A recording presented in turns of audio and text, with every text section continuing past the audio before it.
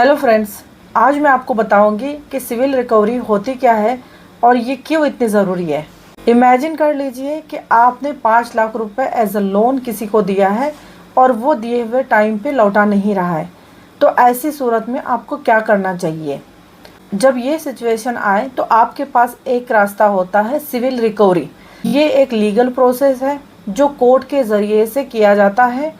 Court में एक case डाला जाता है जिसे हम रिकवरी सूट कहते हैं और ये केस सिविल केस होता है। ये रिकवरी सूट 2 तरह का होता है, एक है ऑर्डिनरी सूट और दूसरा समरी सूट।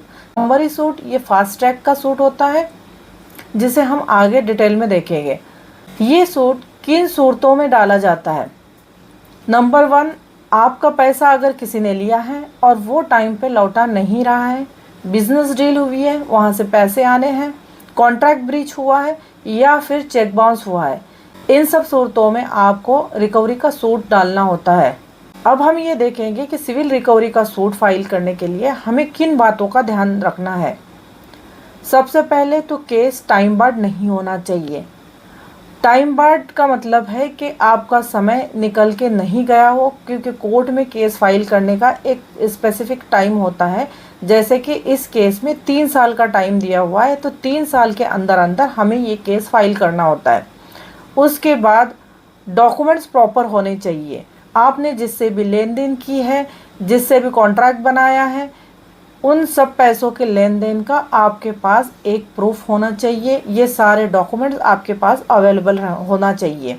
रिकवरी का सूट फाइल करने के लिए कोर्ट फ़ी भी भरनी पड़ती है, तो आपको कोर्ट फीस का भी इंतज़ाम करना होगा। और उसके अलावा जुरिस्डिक्शन को भी बहुत ही ध्यान में रखना होगा कि हमें केस कहाँ पे फाइल करनी है। जब आपके पास ये सारे डॉक्यूमेंट्स इकट्ठा हो जाए तो आप एक एडवोकेट के ज़रिए से इसमें केस फाइल कर सकते हैं।